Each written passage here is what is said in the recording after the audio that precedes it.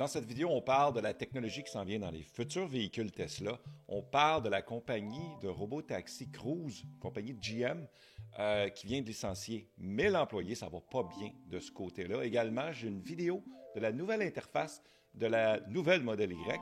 Et en terminant, on regarde une vidéo de robots qui sucent. Ah ouais. Ouais. On regarde ça ensemble. Là. Bonjour à tous, mon nom est Yann Florent. Aujourd'hui... Hey, excuse-moi Yann, là. Est-ce que t'as dit un robot qui suce? Hey, là, t'as piqué ma curiosité, oui, toi. j'ai un feeling que tu vas être un peu déçu. D'ailleurs, on va commencer avec ça, direct là, et on regarde ça ensemble, cette vidéo-là de robots qui sucent. I wake, I clean, I live. They leave gifts for me, so kind. They feed me like a king, but I don't do it for accolades. My work is my sustenance, soaking up every last crumb in every last crevice. Potato chips. Like our own little game of hide and seek. Found you. It's a simple life, but as the sun is to a flower, vital. Until next time, my old friend. Wow. Fait que, oui. Taboire. Fait que t'es-tu un petit peu déçu, mon gars? Le monsieur est pas déçu. Je vais en prendre 4, s'il vous plaît. Fait que dans le fond, c'est une belle démonstration de qu'est-ce qui s'en vient avec le robotaxi. Oui, la vidéo est très à caractère sexuel. Robot qui suce puis qui mange des pinottes, là, tu sais. On va se le dire. Mais dans le fond, c'est quand même intéressant de voir. C'est une belle démonstration de voir qu'est-ce qui s'en vient chez Tesla avec la flotte de robotaxis, avec les robotaxis qui vont s'installer d'ailleurs à Austin. Ça devrait commencer autour de juin 2025, dans à peu près 5 mois. Ça s'en vient très rapidement. J'ai vraiment hâte de voir ça en action. Puis je trouve ça bien que le robot, dans le fond, il va faire sa run. Il va aller porter des clients à gauche, à droite. Et quand la batterie a besoin d'être rechargée, il va retourner à la centrale. Pendant qu'il fait le plein, pendant que la voiture va se recharger, eh bien, le véhicule va prendre soin de l'intérieur du véhicule, évidemment, dans cette vidéo-là.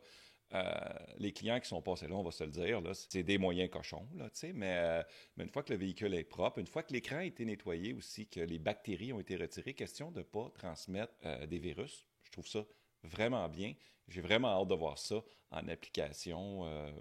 Ouais, c'est tout. Toi, Roger? Hey, j'ai trouvé le site pour les acheter. Tesla.com/robot qui suce. Prochain sujet. Le Cybertruck a apporté de nombreuses avancées technologiques aux véhicules Tesla et même avec le lancement du modèle Y rafraîchi, ils sont restés relativement exclusifs. Fait qu'ils n'ont pas partagé cette technologie-là sur les autres véhicules encore. Tesla n'a pas encore lancé la grande majorité de la technologie Cybertruck sur les autres véhicules, mais dans le cadre de la conférence téléphonique, donc l'appel des actionnaires, qui a eu lieu le 29 janvier dernier. D'ailleurs, j'ai une vidéo sur le sujet. J'ai fait un live également avec vous. Eh bien, Tesla a révélé que les futurs véhicules exploiteront des fonctionnalités qui sont exclusives au Cybertruck aujourd'hui. Le Cybertruck, pour certains, ce n'est qu'une affaire, ce n'est qu'un véhicule absolument horrible, mais certains le trouvent beau. Mais la vraie beauté du Cybertruck, c'est à l'intérieur que ça se passe. Fait que là, on va regarder le tableau juste ici. Évidemment, ce qui va être transmis aux futurs véhicules de Tesla, ça va être le gigacasting. C'est là que Tesla sauve d'argent. L'architecture électrique 48 volts, oui, c'est quelque chose que vraiment les autres véhicules devraient avoir chez Tesla éventuellement. Même, c'est le premier véhicule qui a une batterie 48 volts. Ça, on parle de 48 volts, là, c'est la fameuse batterie que même les véhicules à essence ont, c'est une 12 volts. Maintenant, l'architecture chez le Cybertruck et les futurs véhicules Tesla, ça va être 48 volts, qui est une structure beaucoup plus solide, beaucoup plus malléable. Tu as plus d'options parce que, évidemment, si on recule il y a 50 ans, les voitures n'avaient pas d'ordinateur intégré, donc c'est plus compliqué à faire. Même Tesla a offert le brevet gratuitement pour les autres compagnies pour que toute l'industrie passe aux 48 volts puis que ça devienne le nouveau standard. Un système de batterie 800 volts pour une charge plus rapide, plus efficace, tout ça, oui, ça s'en vient. Le chargement bidirectionnel, ça existe déjà chez d'autres fabricants comme Ford, par exemple, comme ça. Ça veut dire que tu peux brancher ton véhicule à ta maison. S'il manque d'électricité, par exemple, ben, tu peux utiliser la batterie de ton véhicule pour éclairer ta maison, pour faire cuire de la bouffe, faire rouler ton frigidaire et écouter du Netflix sur ta TV. Vraiment pratique, cette technologie-là. Je m'attendais que ça arrive plus rapidement. J'ai vu récemment sur Kickstarter quelqu'un qui vend un produit, c'est comme un genre de batterie, drette ça, mais sauf c'est externe. Tu vas pouvoir mettre ça sur ton Model 3 ou Model Y, whatever. Il est en vidéo, il parlait du Model 3, mais pour justement brancher tes électroménagers, tout ça, tes trucs importants à ta Tesla. Fait que oui, ça se vend. Ça se vendait, je pense, sur Kickstarter, c'était autour de 1000 $ canadiens. Suspension pneumatique adaptative. Du moins où les modèles X et S ont ça, probablement que c'est un peu différent du côté du Cybertruck. La direction par câble, donc c'est le wire, ça veut dire que le volant n'est pas directement connecté au véhicule, c'est de façon électronique, donc ça permet dans le fond, le Cybertruck, tu fais juste tourner le volant à 90 degrés, puis les roues sont au maximum.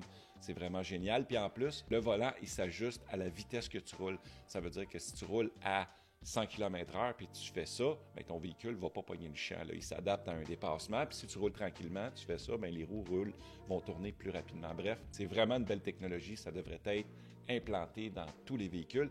Et oui, c'est très sécuritaire. Et le dernier point, c'est roues arrière directrices. Ça permet, par exemple, si tu veux faire un virage en U, de faire un virage beaucoup plus facilement avec un gros véhicule parce que, oui, les roues avant tournent et les roues arrière vont tourner également. Ça fait que le véhicule va très bien tourner. Fait que, voilà, j'ai vraiment hâte de voir ça s'implanter dans les nouveaux véhicules Tesla.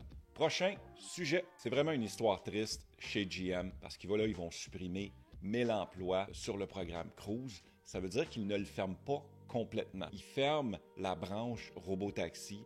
Ça veut dire fini la concurrence avec Waymo et les futurs robotaxis de Tesla. Donc, GM va procéder au licenciement massif chez Cruise, environ 1000 employés, ça de près de 50% des effectifs. Ces licenciements interviennent après que GM a déplacé son attention des services de robotaxis commerciaux vers la technologie des véhicules personnels. Ça veut dire qu'ils vont continuer d'investir dans ce projet-là, mais ils vont plus essayer de développer un système comme Tesla fait en ce moment, la FSD. C'est vers ce côté-là que GM s'en va. La fin de l'ère du robotaxi de Cruise. Cruise, autrefois considéré comme un des pionniers dans le secteur des véhicules autonomes, a dû faire face à des défis croissants qui ont finalement conduit à cette réduction drastique des effectifs. GM a investi plus de 10 000 $ dans Cruise depuis son acquisition en 2016, il y a 9 ans maintenant, dans le but de créer un service VCT évolutif et autonome. Cependant, le projet s'est heurté à des obstacles importants,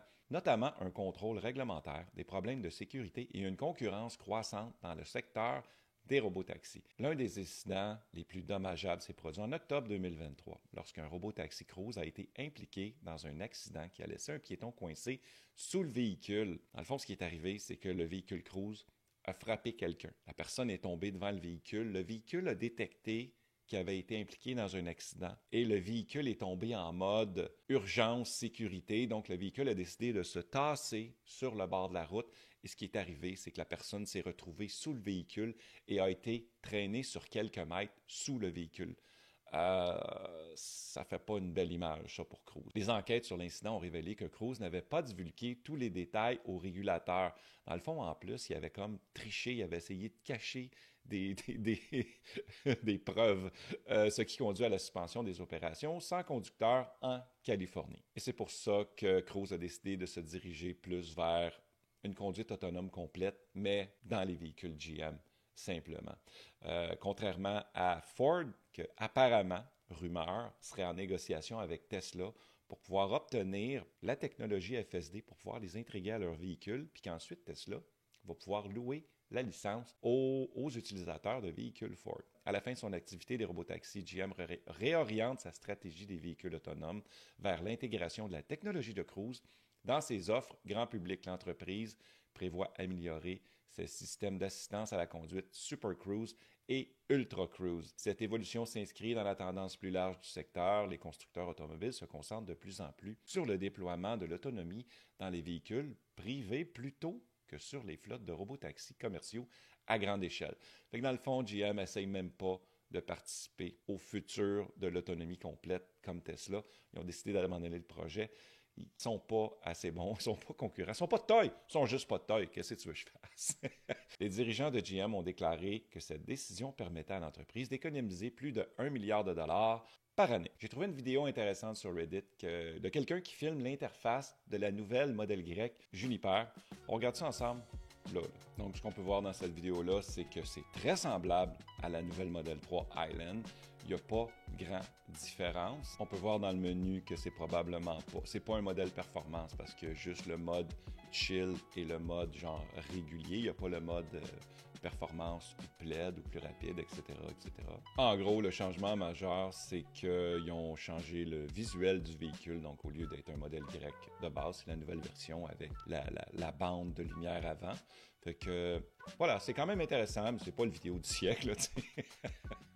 Donc, j'ai fait cette vidéo-là pour te titiller, toi, oui, toi qui cherches à acheter peut-être le futur modèle Y. Est-ce que tu fais partie de ce groupe? Si oui, mets-moi ça dans les commentaires, juste en bas. Toi, mon Roger, est-ce que tu fais partie de la gang qui veut s'acheter un modèle Y? Non, mais j'ai trouvé une façon d'acheter le robot qui suce avec des cartes cadeaux. Ouais, c'est ça. Ça, je pensais. Ouais, mais il a l'air Hey, fiable. la gang, je voulais juste vous dire que c'est complet. Merci beaucoup d'avoir été là. Je voudrais remercier mes Patreons qui sont juste là. Et également... je suis en train de travailler sur des vidéos, mais j'ai des problèmes avec mes logiciels, fait que là, c'est un petit peu fatigant. Je sais pas ce que je vais faire avec ça. Hein, Roger, tu pourrais me régler ça, s'il te plaît? Ah ben, il n'y a pas de problème. Je vais te réparer ça. Je vais aller chercher mon coffre à outils. Là. Fais-moi confiance. Je suis sûr que tu es capable. J'ai confiance. J'ai confiance. Hey, c'est complet. Merci beaucoup d'avoir été là. On se voit dans une prochaine vidéo. Ciao, la gang.